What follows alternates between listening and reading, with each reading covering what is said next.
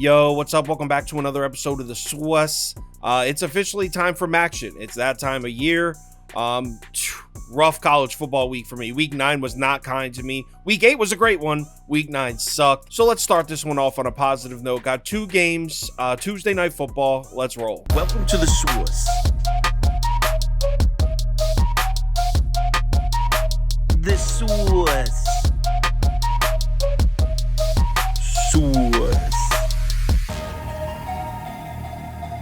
Hey, get the Swiss. First up, we got Northern Illinois on the road at Central Michigan here. CMU catching 5.5 points at home. That number's up from 3.5. It moved early this morning. Total sitting at 45.5. So the public's all over NIU in this one. Like I said, this number was at 3.5. I got bet right up to 5.5 quickly. We'll see if action starts coming in the other way now that it's at 5.5. But as of right now, looking like Northern Illinois is the heavy public side. As far as matchup history goes, Central Michigan has definitely gotten the better of NIU in recent years.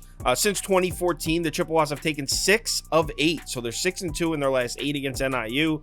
They actually lost their last home game, though, back in 2021. They got them last year, though, 35-22. But this year might be a little different. Central Michigan's really struggling, just 2-6 against the spread.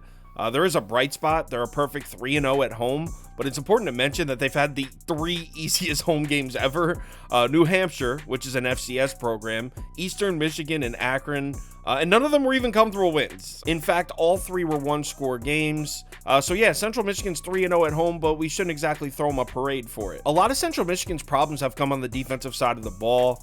Beta Rank has them just 121st overall defensively, 119th in effective pass, 114th in effective rush. Ball State just ran the ball 46 times for 243 yards on this Central Michigan defense, 5.3 yards per carry. You can't be getting run on by Ball State like that. I mean, in the previous 2 games before that one, Ball State scored 10 points and 6 points. Against Central Michigan, they put up 24 and rushed for damn near 250 yards.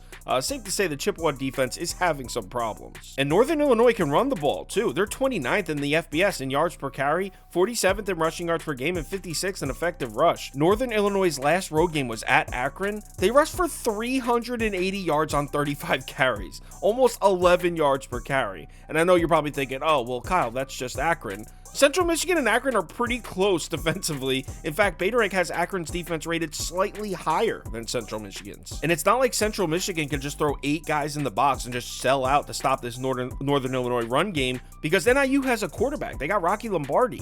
He's a 6-year senior. He spent the first 3 years of his career at Michigan State.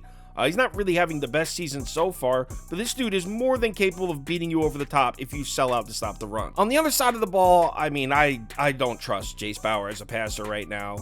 He won the starting job back in week 3. He's made 6 starts now. It just hasn't been impressive. And it's not like he's had tough opponents either. I mean, he's coming off back-to-back bad games. They were against Ball State and Akron.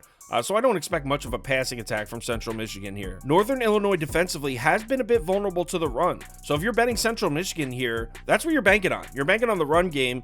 Problem is, Chippewas haven't shown us they can run the ball. They've shown 0 run game recently. In their last 3 games, they're averaging just 98.7 rush yards per game and 2.7 yards per carry. And again, those 3 games were against Ball State, Akron, and Buffalo. I don't see any angle here for Central Michigan. I mean, if you want to take the points with Central Michigan, you're praying that the run game shows up, and you're basically putting a lot of stock in the history. Central Michigan usually plays these guys really tough. In fact, they usually get the better of them, but this particular Central Michigan team isn't very good.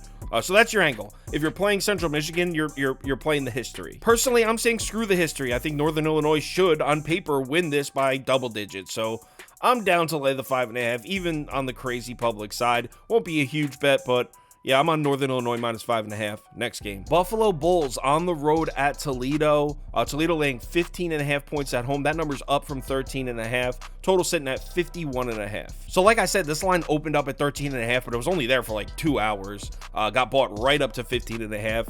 And that's where it's been sitting all of Monday. Action definitely coming in on Toledo. We'll see if it keeps moving. So let's match these 2 teams up on the field. And Buffalo offensively is just a mess. 119th overall according to Beta Rank, 122nd in effective rush, 113th in effective pass. And it's not just that Buffalo has bad offensive numbers on the season, they're also just trending in the wrong direction. Through the first 4 games of the year, Buffalo was averaging 29.8 points per game and over 350 yards per game. In their last 4 games, 17.5 points per game and 294.5 yards per game. Now you might be thinking, oh, well, Kyle, maybe they played some tough opponents. Not at all. Their last 4 opponents, Akron, Central Michigan, Bowling Green, and Kent State. This is a Buffalo offense that got held to 250 total yards by Akron and 238 total yards by Bowling Green. Now they're going to go on the road to Toledo. Toledo's got the best defense in the conference. In fact, Toledo has the best defense in the MAC every single year. It's no different this year. Toledo's 57th overall defensively, 57th in effective rush, 65th in effective pass. On paper, Buffalo probably shouldn't hit double digits in this game. On the other side of the ball, we know exactly what Toledo's going to do offensively. They're going to run it because that's what Toledo does. They've run the ball on 61.54% of their offensive snaps this year. That's the 10th most in the FBS. It just so happens that the weakness of the Buffalo defense is stopping the run. I mean, Buffalo's defense has actually played pretty well.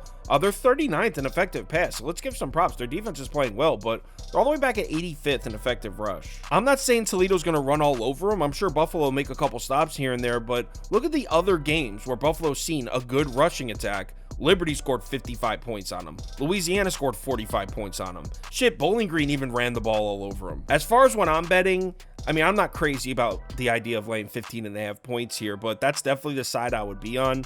I think what I'm going to do is take Buffalo's team total under 17.5. If I had to pick a side, it would be Toledo, but that's what I think I'm going to do. Buffalo team total under 17.5. I'll let you know. I'll post it on the website. If you want our top bets for all sports, parlays of the day, if you want to join our Discord, any of that, head over to kylekirms.com.